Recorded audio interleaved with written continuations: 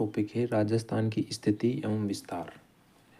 और इसके अंदर हम दो चीज़ देखते हैं, एक तो राजस्थान की स्थिति और एक विस्तार। यानी कि राजस्थान की स्थिति है उसके बारे में पढ़ेंगे और राजस्थान का क्या क्या विस्तार है उसके बारे में पढ़ेंगे। स्थिति की अगर बात करें तो स्थिति के बारे में हम तीन चीज़ें देखेंगे इसके अंदर। इस टॉपिक के अंदर हम देखेंगे, एक तो स्थिति किसके हिसाब से देखेंगे, ग्लोब और पृथ्वी के संदर्भ में। यानी कि जो ग्लोब है इसके संदर्भ में स्थिति देखेंगे, और एक देखेंगे एशिया महाद्वीप के संदर्भ में, और एक भारत के संदर्भ में। यानी कि जैसे कि ग्लोब या पृथ्वी के संदर्भ में कैसे देखेंगे, जैसे हमारा राजस्थान ग्लोब या पृथ्वी में क्या स्थिति है, कौन सी जगह में आता है। एशिया महाद्वीप के हिसाब से क्या देखेंगे, एशिया महाद्वीप में हम ये देखेंगे कि हमारे राजस्थान कहाँ पर आता है एशिया महाद्वीप में। भारत के संदर्भ में, भारत की स्थिति के इस भारत के संदर्भ में देखेंगे कि भारत के संदर्भ में हमारा राजस्थान कहाँ पर आता है। और दूसरा पार्ट है इसका विस्तार। विस्तार के अंदर देखेंगे हम अक्षांश विस्तार और देशांतर विस्तार और आकृति और सीमा, और एक देखेंगे क्षेत्रफल, कर्क रेखा, राजस्थान का नामकरण। अक्षांश विस्तार का क्या होता है, अक्षांश विस्तार इसके अंदर जो देखेंगे, जो हमारा जो ग्लोब होता है, ग्लोब देखा होगा आपने, ग्लोब के अंदर जो गोल गोल चार होता है उसके चारों ओर उसके चारों ओर आडी लाइनें होती है। उन लाइनों को हम अक्षांश विस्तार कहते हैं। जैसे कि हमारी जो पृथ्वी का जो है उसको दो पार्टों के अंदर 0 डिग्री जो अक्षांश है ये दो भागों में बांटता है, एक तो उत्तरी गोलार्ध और दक्षिणी गोलार्ध में बांट देता है, तो उस 0 डिग्री अक्षांश। और एक होता है देशांतर विस्तार। देशांतर विस्तार क्या होता है कि जो हमारा ग्लोब होता है उस ग्लोब के अंदर उत्तर से लेकर दक्षिण तक, उत्तर से दक्षिण तक जो सीधी रेखाएं होती है, वर्टिकल या खड़ी रेखाएं होती है, जिन्हें हम देशांतर विस्तार के नाम से जानते हैं। और आकृति के बारे में पढ़ेंगे कि जो राजस्थान की आकृति कैसी है। जैसे कि हमारे एक राजस्थान के अंदर एक जिला आता है टोंक, उसकी आकृति पतंगाकार है जो कि राजस्थान के समान है। और राजस्थान की सीमा के बारे में पढ़ेंगे। वैसे अगर हम देखें तो सीमा दो प्रकार की होती है, एक तो स्थलीय सीमा और एक जलीय सीमा। और हमारे राजस्थान की जो सीमा है वो सिर्फ स्थलीय सीमा है, तो इसके बारे में हम अध्ययन करेंगे इस टॉपिक के अंदर। और एक है जो दूसरा है क्षेत्रफल के बारे में बात करेंगे। तो राजस्थान का जो क्षेत्रफल है वह कितना है। वैसे हमने देखा है कि 3,42,239 हमारे राजस्थान का क्षेत्रफल है, तो उसके बारे में हम चर्चा करेंगे। और एक इसके अंदर देखेंगे कर्क रेखा के अंदर कि हमारे राजस्थान से कर्क रेखा गुजरती है कि नहीं गुजरती। तो हमारे राजस्थान के तो 2 जिले हैं, उनमें कर्क रेखा गुजरती है। और सबसे निकटतम जिला अगर आपसे पूछा जाए कि राजस्थान में कर्क रेखा का जो कर्क रेखा गुजरती है उसका सबसे निकटतम जिला कौन सा है, तो हम बांसवाड़ा बताएंगे। और निकटतम तहसील पूछा जाए तो कुशल बताएंगे। और एक पढ़ेंगे हम इसके अंदर राजस्थान का नामकरण। राजस्थान का नामकरण, और यह पढ़ने के बाद में हमारा ये टॉपिक स्थिति एंड विस्तार है, राजस्थान की स्थिति और विस्तार, यह कंप्लीट हो जाएगा। वैसे अगर इसमें देखा जाए तो जो राजस्थान का विस्तार है ये वाला टॉपिक थोड़ा बड़ा है, क्योंकि इसके अंदर हम अक्षांश विस्तार के बारे में पढ़ेंगे, देशांतर विस्तार के बारे में थोड़ा बहुत डिटेल से पढ़ेंगे, और आकृति सीमा और सीमा के बारे में पढ़ेंगे, और यहाँ की जो क्षेत्रफल है उसके बारे में देखेंगे, और कर्क रेखा के बारे में देखेंगे, और राजस्थान का नामकरण के बारे में देखेंगे। लेकिन जो स्थिति वाला टॉपिक है इसके अंदर वन लाइनर क्वेश्चन बनते हैं, जैसे कि ग्लोब या पृथ्वी के संदर्भ में, और एक है एशिया महाद्वीप इसके संदर्भ में देखेंगे, और एक है भारत के संदर्भ में राजस्थान की स्थिति को देखेंगे। अब इसके बाद में हमारे पास में यह चित्र आता है जिसके अंतर्गत हमने दिशाओं को दिखाया गया है, क्योंकि हमें जो राजस्थान की स्थिति और विस्तार को देखने से पहले सबसे अनिवार्य है कि यहाँ की हमें दिशाओं के बारे में जान लेना चाहिए। तो जैसे कि आप जहाँ पर भी बैठे हो तो उस जगह पे उसके जो सामने वाली स्थिति है वो क्या है, उत्तर।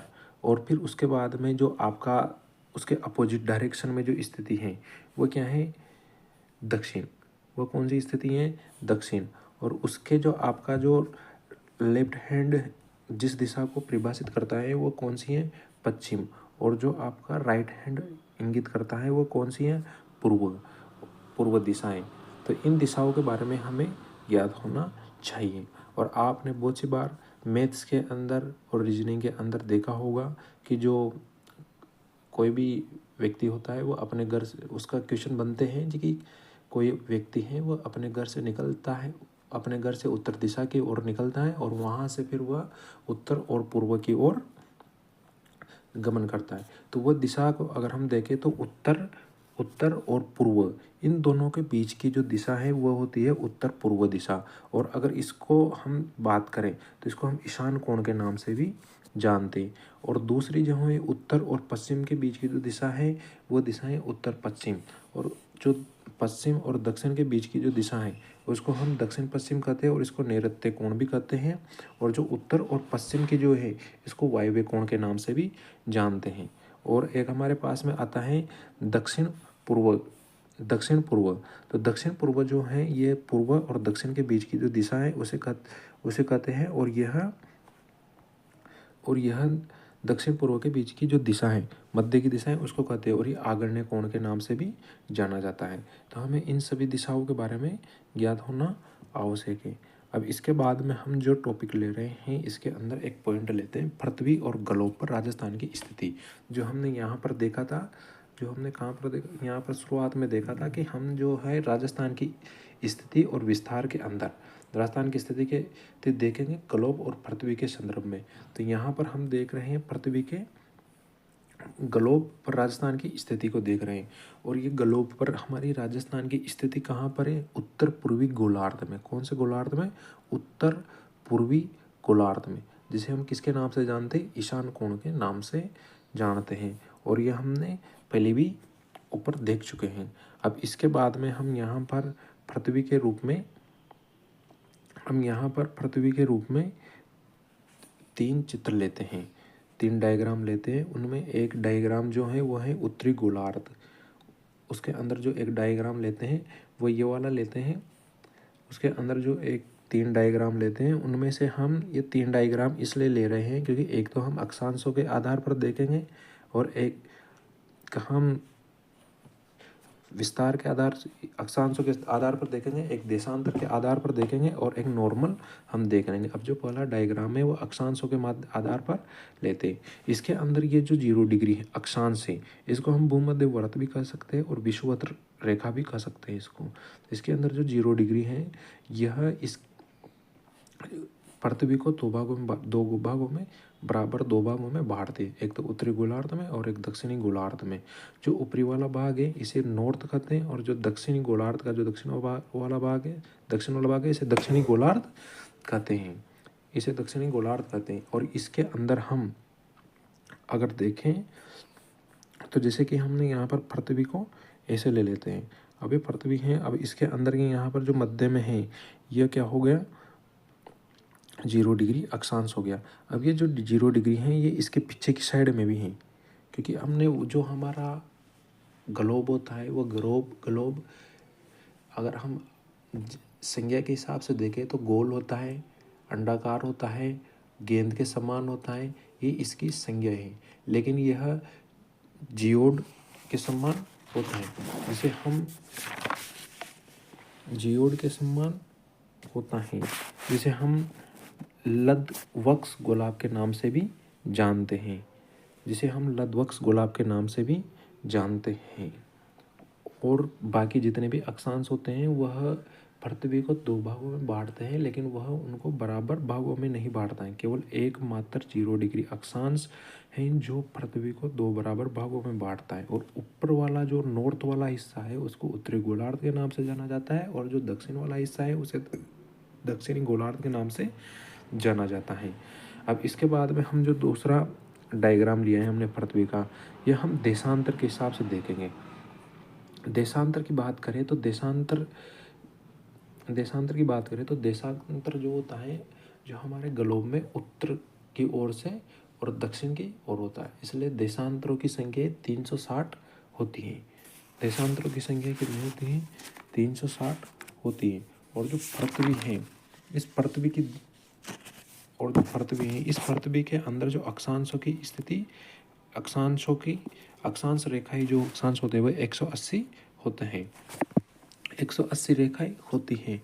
अब इसके अंदर हम जब देखते हैं कि ये बनाया हुआ है, इसके अंदर जो इसमें देशांतर, एक तो उत्तर से लेकर के दक्षिण तक और एक पश्चिम से लेकर पूर्व तक।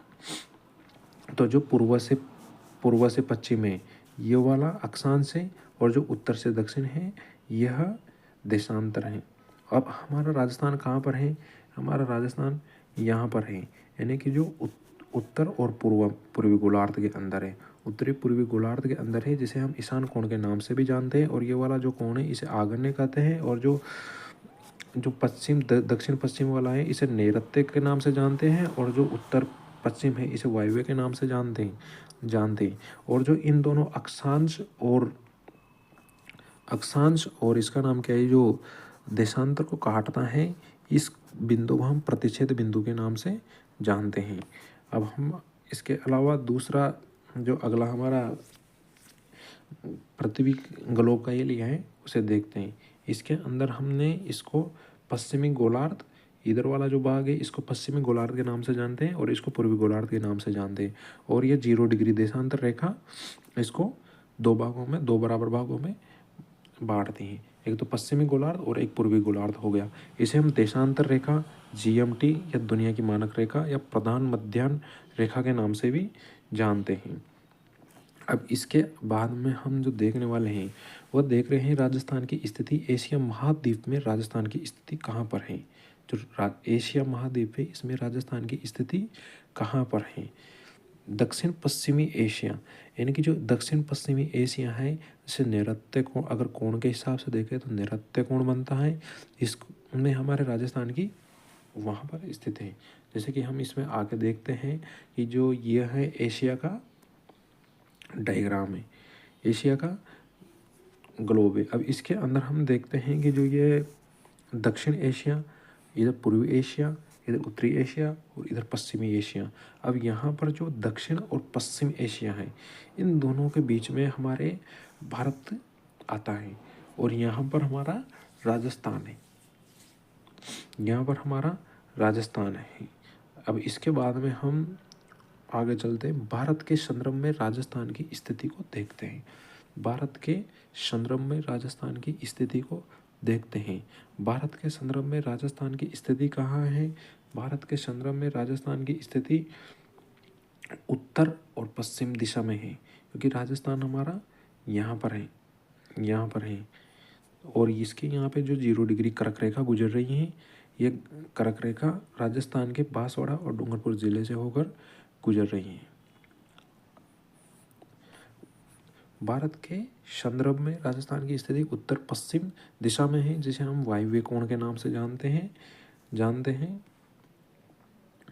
और इसके प्रतिच्छेद बिंदु की अगर बात करें, यहाँ पर तो है सरगुजा नाम की इस जगह है, और नीचे इधर जो इसके नीचे जो एक कर्क रेखा है, ये 8 स्टेट, भारत के 8 स्टेटों से होकर गुजरती है। राजस्थान, गुजरात, मध्य प्रदेश, छत्तीसगढ़, झारखंड, पश्चिम बंगाल, त्रिपुरा और मिजोरम। और इसमें जो प्रतिच्छेद बिंदु है इसका, ये जहाँ पर काटता है यह सरगुजा के नाम से जानते हैं। और इस कर्क रेखा के नीचे वाला जो भारत है इसे दक्षिण भारत या प्रायद्वीपीय भारत के नाम से जानते हैं। और ये जो रेखा है 82 डिग्री, ये पूर्वी देशांतर IST भारतीय मानक रेखा के नाम से जाना जाता है। और ये यूपी से, MP से और उड़ीसा से, छत्तीसगढ़ से, आंध्र प्रदेश से होकर गुजरती है।